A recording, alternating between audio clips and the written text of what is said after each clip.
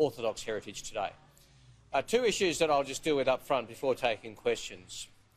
Firstly, we've seen today Liberal and National Party MPs saying they won't be downloading the proposed app, the COVID tracking app. I just want to say this. I think Australians have shown that they are willing and able to do what's necessary to defeat COVID-19. But Australians need a lot more information about this app. They need to know about the transparency, the privacy, the accountability. At the moment, the New Zealand Parliament has been given more information than the Australian Parliament. For this app to work, and I welcome the fact the Prime Minister has now said it won't be mandatory, which is a change of position.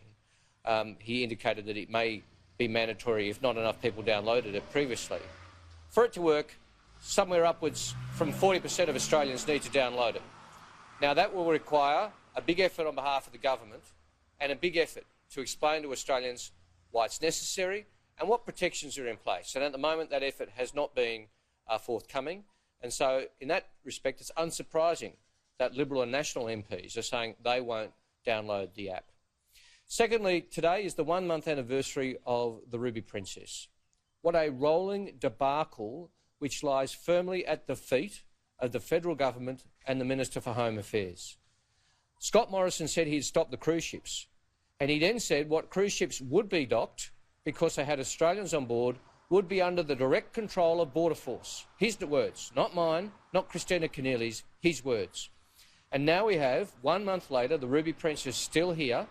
We have the Ruby Princess with crew on board. We have the Ruby Princess, which was meant to leave tomorrow, and now it appears it won't.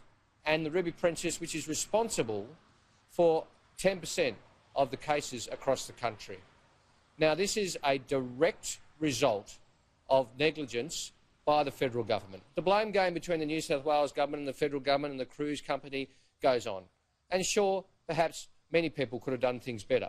But for the federal government to deny any responsibility, for Scott Morrison to shrug his shoulders when he's asked about it and say he's not going to answer questions about what could have gone wrong, or what went wrong and what could have been done better, is arrogance beyond belief. Australians know that this is a farce.